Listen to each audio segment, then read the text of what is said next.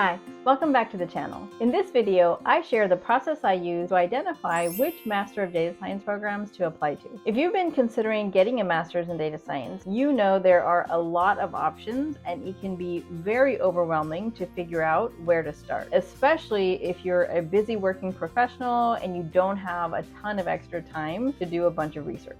So in this video, I'm going to share the strategies I use to quickly find good programs for me to apply to that would also be a good fit for my needs. Hopefully this helps you in your search. I'm Dr. Christy. I'm a researcher and a data science director, and I help analysts and data scientists take their career to the next level. Let's get into it. So these are some of the factors that I use to narrow down which schools I was actually going to apply to. The first one is budget. We're all coming from different situations. You might be a student, you might be working, you might be not working. And so you need to be clear on how much are you willing to spend of your personal savings? Are you willing to take on a loan? If you are going to take on a loan, how much are you comfortable taking on? And related to your future salary expectations and things like that. Another factor is brand name or not, and also top 20 or not. Factors may or may not matter for you, but you should know what you think. And what do you think about your job prospects if you go in either direction? And do you need that? Do you want that? It's going to help you narrow down the schools you're considering. The other factor is, do you want it to be local where you go in person, or do you prefer remote, virtual training, or some sort of hybrid? This matters, because if you want to be in person, that means you're going to limit it to where you can physically get to in person. If you're open to being virtual and hybrid, that's great and you have options, but there's a trade-off between learning in person and learning through the internet. There's also differences like your self-discipline and time management and things like that. So you want to figure out where you sit with that. That's going to help you further narrow down the schools that you're thinking about. Another key factor is the content of the classes they offer, the program they offer. So there's a range in terms of programs. There's some programs that are very theoretical, mathematical, algorithm-based, and then there's other programs that are more focused on statistics. Some are more focused on practical use cases, including analytics. There's a range of focus that the programs can have, and you need to figure out what you prefer. Don't just get into some weird program that you end up hating. If you don't care about so much the theory and the math and all of that, then obviously avoid those programs. If you're very excited about practical use cases or a statistics focus or something that includes analytics or a business analytics focus, then you look into those. So you don't have to spend too long. Basically everything I'm sharing with you are things that you should just be able to do them pretty fast, because you know what you're looking for and you're very targeted in that specific check you're doing. Look only for that. You want to see if you can find some of their alums and see how successful they are. So they might have it on their website, which is great. If they don't, you can just go to LinkedIn, type in the name of that program, Master of Data Science from University of whatever, and just see what kind of jobs do they get after that degree. And especially if you can find people that are similar to you, so your level of experience or your background, and kind of get a sense of, where did they end up? How long did it take them to find a job? Were they unemployed after that? Hi, if you're enjoying this video, please give it a thumbs up and subscribe if you haven't already. It's really helpful as I'm a brand new channel getting started and it makes a huge impact. Let's get back to the video.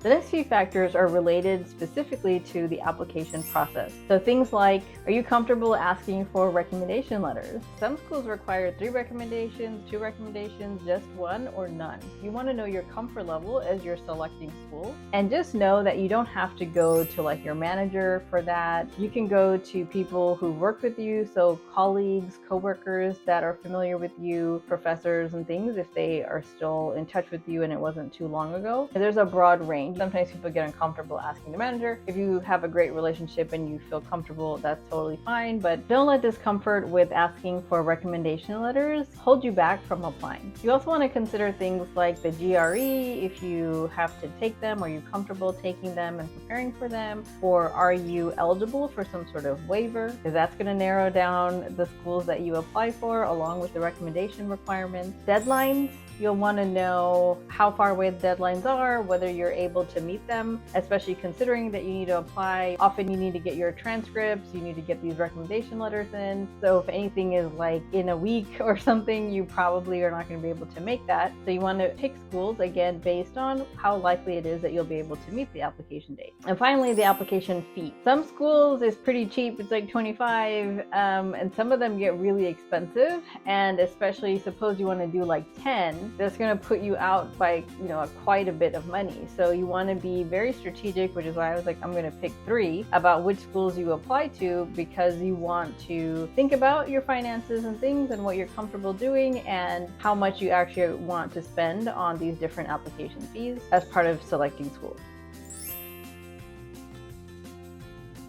So basically, doing this process, you should be able to do this in like 1 or 2 days. You could hire a virtual assistant to do it if you're clear on these instructions, and just give them a spreadsheet and put these factors and say, I want to find schools that meet these criteria, and they can go and do it for you. So places like Fiverr and other things. You can do that, or you can just do it yourself. It'll really just take 1 or 2 days because you shouldn't be spending too much time on any of this. So really, I would just create a spreadsheet and just have these different factors on there, and then start listing out the schools and mark which schools meet that criteria, which ones don't, and you'll be able to then filter down the spreadsheet to figure out what are the final schools remaining that actually meet those criteria. And the other thing you can do is sort it by what matters most to you. So if cost matters most, then sort it that way. If being in person versus remote, or the brand and top 20 aspect of the school, whatever things matter most to you, you can sort it in that ranked order and figure out which schools remain standing. And there you go. By the end of that, you should, within 1 or 2 days, have your criteria, figure out which schools actually meet that criteria, and be able to have your final list of schools that you're going to work on getting those applications in, getting those recommendation requests in, pulling in your transcripts, all those little steps that you need to do. So hopefully this was helpful. That's it for now. If you like this video, I hope you'll give it a thumbs up and subscribe if you haven't already, and I'll see you in the next one.